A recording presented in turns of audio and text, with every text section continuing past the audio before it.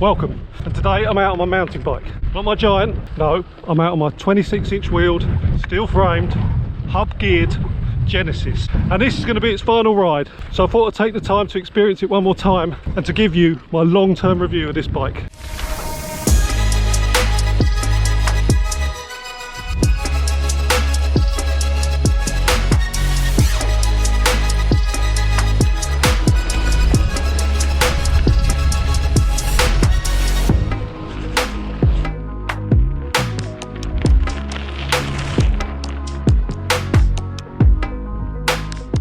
Now I had to go back and check to see how long I'd actually had this bike. Went through my old emails. 2013 is when I bought this.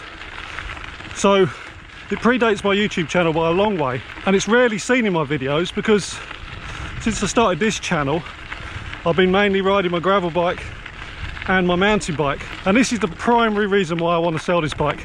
It just doesn't get used anymore. Now this is a 2012 Genesis IO ID with an Alpine 8-speed hub gear. It's got a Reynolds steel frame, 26-inch wheels. Quite a lot of the kit is Genesis's own, like the saddle, the stem, the handlebars.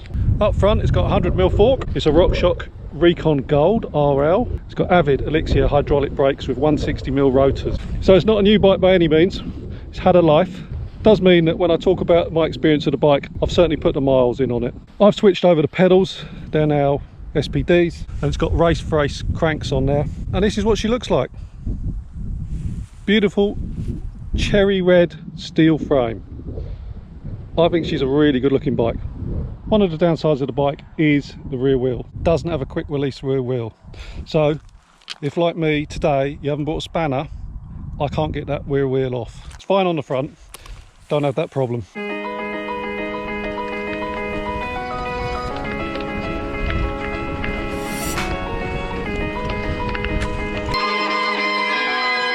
This is one place where the hub gears is absolutely brilliant.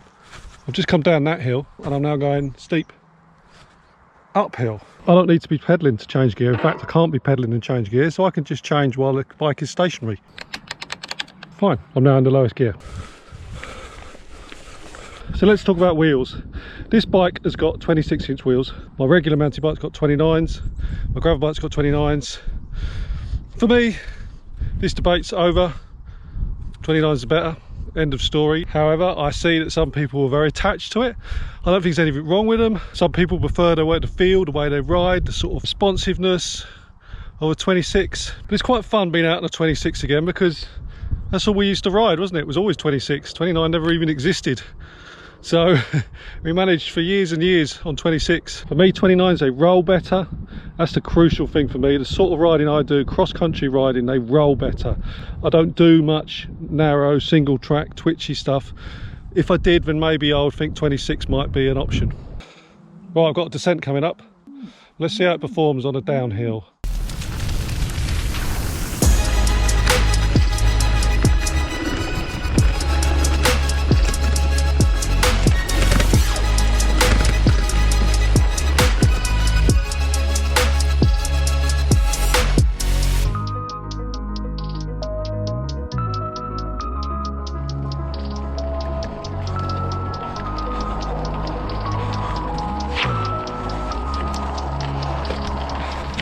Riding on these narrower, twistier tracks really does come into its own.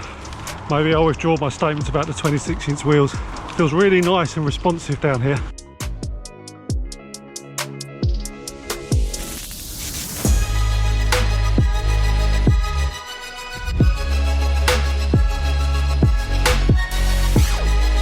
So how would I assess the ride of this bike overall?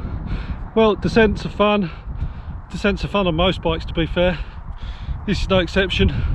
It does like the little narrow single tracks a little bit more, perhaps because of the 26-inch wheels, which I slagged off earlier. Climbing, it's okay. You are restricted with 8 gears, so there are times when you think, wish I had another gear, but it is geared low, I would suggest, and you have more problem at the top end going down steeper hills, or on if you're doing road sections you run out of gears. Weight wise, it feels fairly light. I'll see if I can get the actual weight off the internet. The only thing I'm not too keen on is the saddle. On a longer ride, that does start to tell. If I was going to upgrade anything on it, it probably would be the saddle. The forks, well, they're 9 years old now, so they've got a lot of wear in them, but they are still working.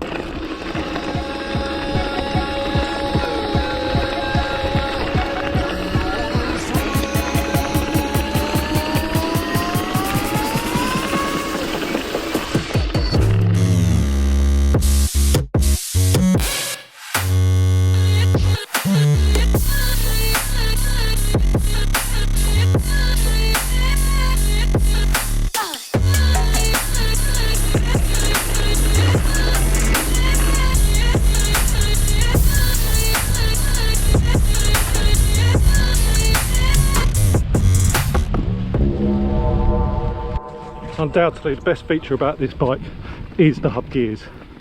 It gives you virtually maintenance free gear changing for years and years. Now I say maintenance free because I took that a bit literal, and by the time my gears started playing up after several years, when I brought it into the shop, they said that's pretty knackered. And I'll shout out the local bike shop I took it to because they couldn't have been more helpful. Cycles in Shoreham, they knew someone who worked for Genesis, pulled in a favour and got me a new back wheel with the hub gear. Only charged the labour, unbelievable. So this hub gear that you can see on this bike is not the original one, but the drivetrain is just completely silent as you ride. It's just like, I would compare it to driving an automatic as opposed to a manual car. It's so smooth. You have to get used to changing the gears. You can't pedal as you change. Now as you get better at it, you get quite quick and it's almost like a flick. And the other great thing is, when you stop, you can put it in whatever gear you want before restarting. Other advantages are that during the winter, they perform exactly the same. It's a sealed unit, so no gunk gets in there. There are limitations though, and slight disadvantages I would admit. One is you've only got 8 gears, so you can feel a little bit underpowered sometimes. And secondly, getting a hub gear serviced can be quite tricky. And another consideration is the weight. The hub gear at the rear of the bike is quite heavy relative to a derailleur bike, but you don't really notice it when you're riding.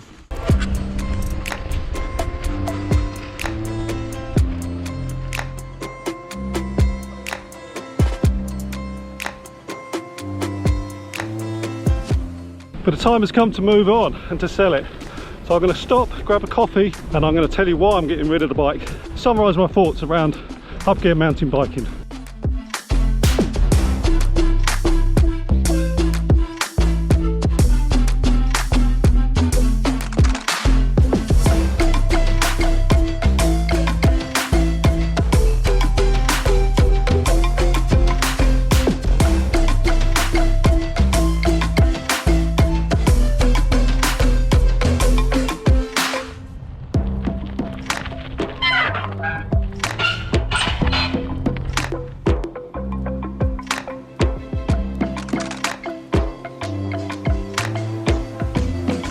So why am I selling the bike? Well, basically it's been superseded by a younger, better model, and that is my Boardman gravel bike, which I've really embraced, and I've enjoyed immensely doing the gravel riding and the variations of terrain that bike can handle.